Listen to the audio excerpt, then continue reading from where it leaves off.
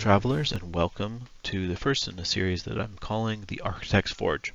In this series I will be looking at the various units that make up the Scions of Yaldabaoth, looking at both their lore and how they play on the table. This series is inspired by a similar series that is being done on Grotnib's channel, where he's looking at the northern tribes. I will link his channel in the info below, so please go check it out. For the first of the series, we are going to be looking at the Needle, a very useful and interesting support element for the Scions.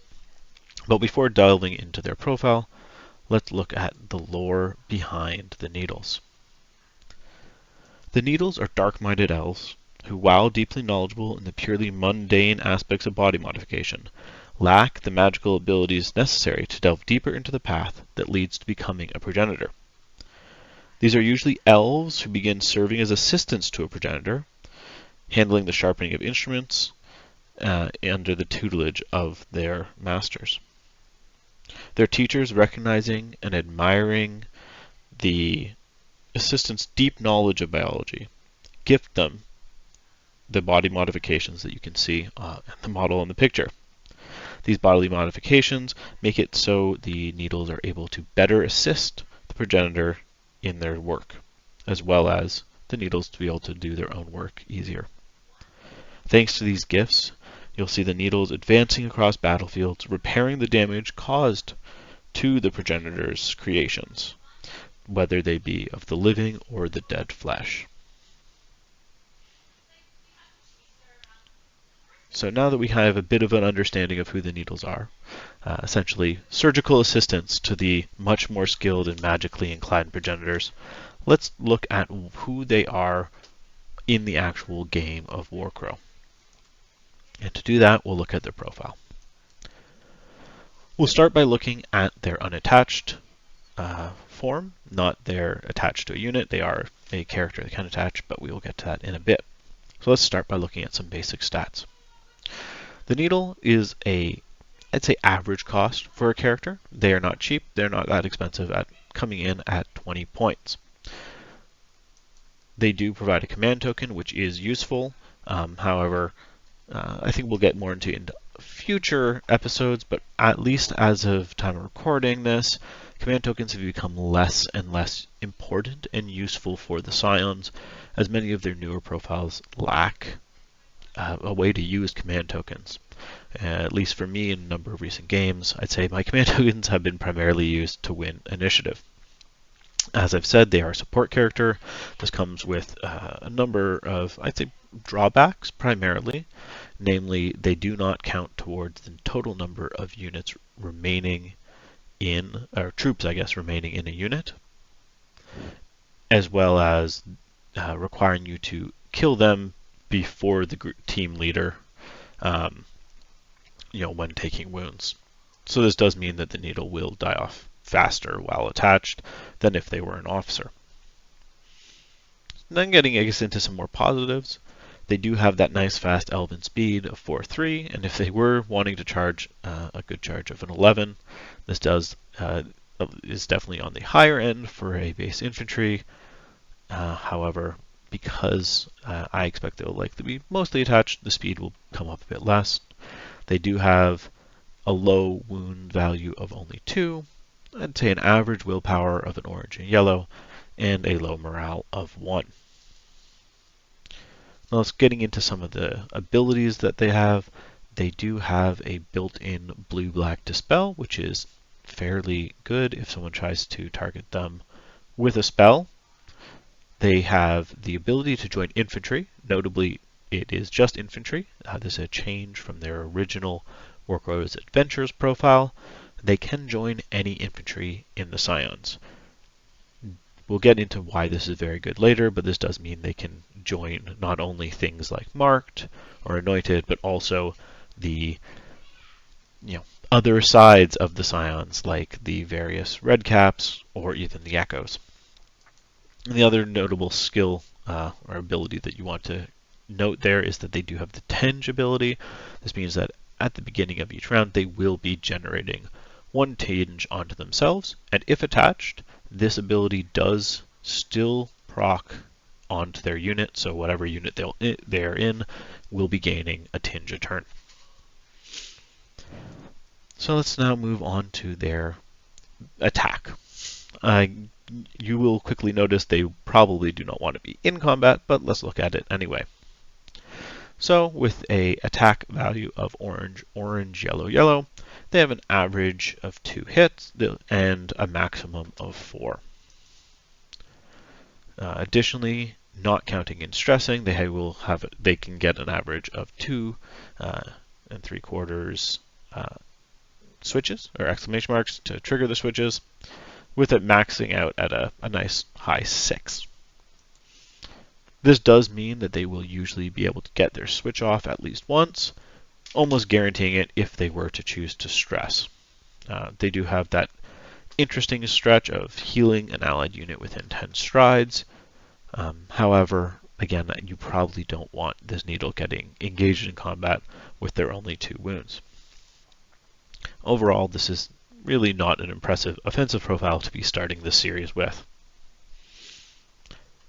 Moving on to their defensive breakdown is likewise not that impressive, averaging only 0.5 defense off of their 2 black dice and their yellow dice, which can't add any shields. Are able to get a decent amount of exclamation marks with an average of 2.6 with a maximum of 6, again to get that switch off very consistently. Again, you're likely going to be getting that switch off on the way out as you die with your 2 wounds and very low blocking ability. Because there is the yellow die, there is a small chance of getting a hit, only a point, just shy of a 0.4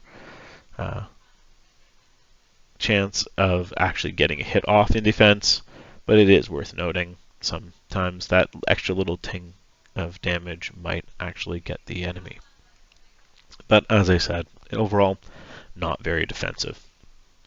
This is kind of what you expect to see in terms of a true support character model like the Needle. They aren't there to be attacking, they aren't there to be tanking, they're really there for their skills. So let's look at those skills and see why it is that you'd actually consider bringing one. So on the unattached form, the Needle has 2 skills. First is Stitch Up Muscles. This is a single action skill, meaning you can move and still do it, or if you were engaged, no, you wouldn't be able to do it engaged because you can't target another model, but if you wanted to do it and move, you still can. So it's a single action skill. What you need to do is you roll a willpower, and you heal a unit within 10 strides equal to the number of successes obtained. With a willpower roll of orange and yellow, this is a maximum of 2 successes. Moving on to the second skill, which is Assemble Bodies. This is notably a tinge skill. It is a single action tinge skill, so like Stitch Up Muscles, you can do it and still do a move, or I guess Stitch Up Muscles and Assemble Bodies in the same turn. Because it is a tinge skill, you will need to spend a tinge in order to perform the skill. This is why the Needle has the tinge keyword, which will give them 1 tinge a turn in order to do this. You will be choosing an allied unit within 10 strides, making a willpower test, again with the orange and yellow, and then, if successful, you will recover 1 troop in that unit, and all enemy units within 5 strides of that friendly unit will become frightened. Important things to note here. This is recovering troops, not healing. That means that if a unit is if a model has been fully removed, they just come back with full wounds. 10 strides is a decent distance, allowing the Needle to stay mostly out of harm's way while providing the support element, healing their friends. And as anyone that has gone against this will know, it can be very frustrating when you dig down a tanky unit, finally kill off a model, and bring one back. Also, don't lose sight of the second part of this, which is that all enemy units within 5 strides become frightened. Notably, you do not require a unit to be brought back in order to trigger this frightened bubble, And sometimes it might be a good idea for a needle to use their tinge so that they don't suffer tinge effects in order to frighten a bunch of enemy units that have been surrounding an ally. So, now that we've looked at the needle on their own, let's start looking at where I think they're most useful, which is in their attached form. So, as I noted, the needle is a support character, so this does not add to the model count, and it also means they will be removed before the team leader. First and foremost, what the needle brings to a unit is granting an additional wound. This means that until the needle has been removed from the unit, it takes one more wound on the unit than normal to remove a troop.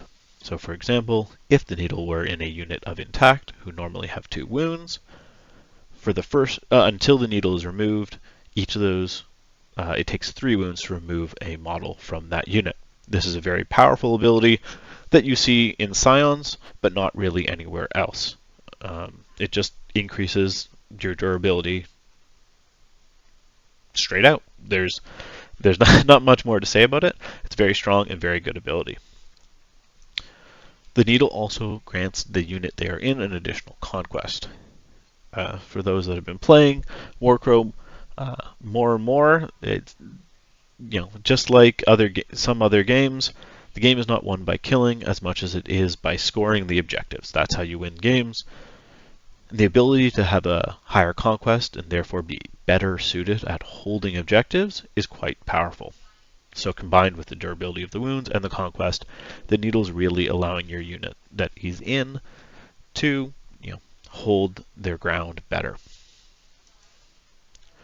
The needle also provides an extra yellow dice in offense, which is an average of 0.38 hits or an average of 0.88 exclamation marks. This can be good for helping set off switches or also just getting a little bit of extra damage, and provides an extra black dice in defense, providing an extra quarter of a shield on average, and again that 0.88 exclamation.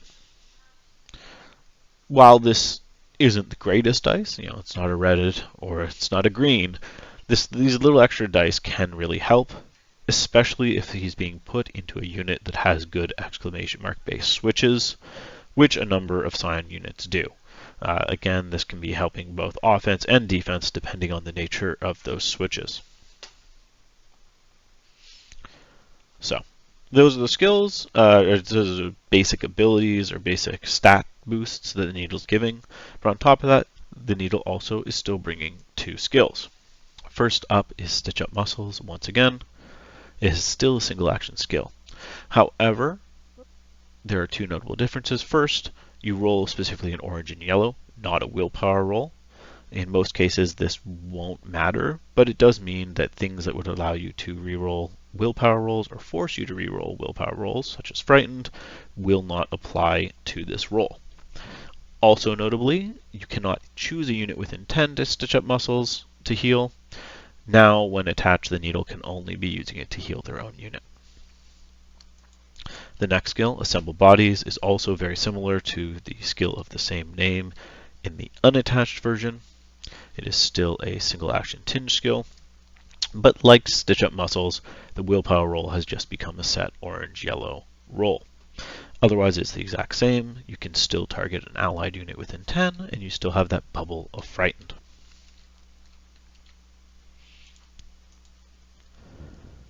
The ability to recover that one troop is very powerful, and is, in my mind, primarily what you're bringing the needle for, along with the buffing abilities we discussed prior.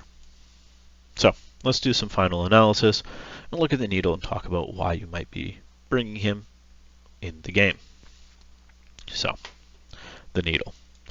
The needle, as I've said, is very much a support model. You aren't bringing this model to do damage themselves, definitely not to be running around trying to tank.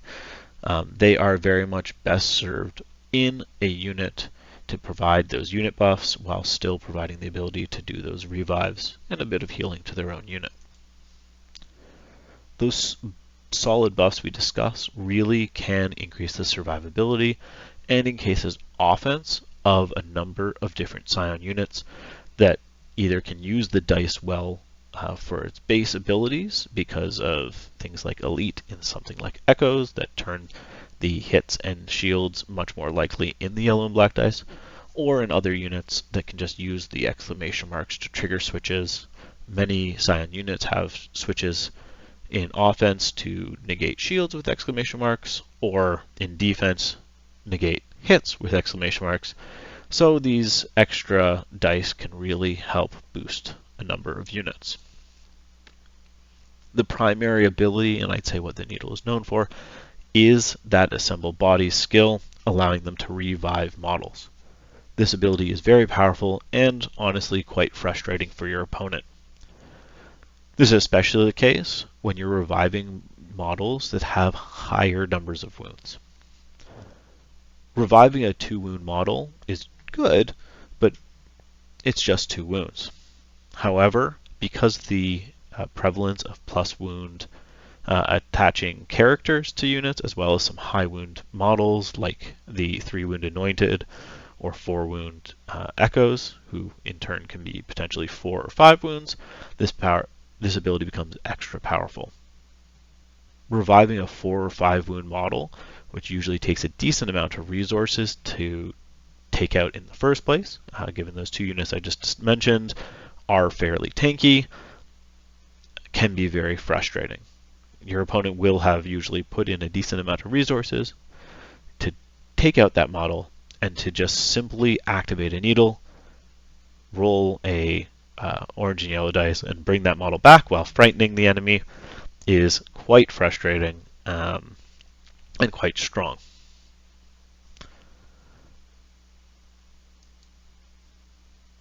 A couple things worth noting and being mindful of with the Needle.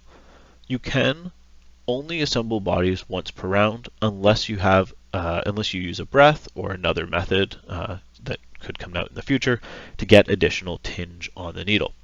The tinge ability is only generating 1 tinge per round, so if you don't have a way to add more tinge to the Needle's unit, you're not going to be able to assemble bodies more than once per round.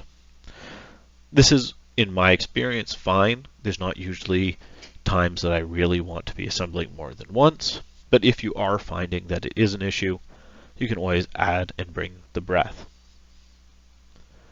It is also worth noting that the Assemble Bodies ability is a skill, which means if the Needle's unit is engaged in combat, they can only target themselves with the skill. If you are concerned about being able to assemble bodies units that are not the Needle's unit, you might want to consider putting the Needle in a ranged unit that sits back from the actual melee, allowing it to revive a unit that is in the scrum while maybe shooting in with their second action. But that is my take and thoughts on the Needle. It is, as I've said, very much my opinion. I'm sure people have different opinions. I'd love to hear them. Please comment in the section below. If you like this type of video, also please let me know. I plan to continue this series, but if you are liking it, any support and feedback that you have is very much appreciated. And as always, please share it around if you think there's other people that might find it interesting.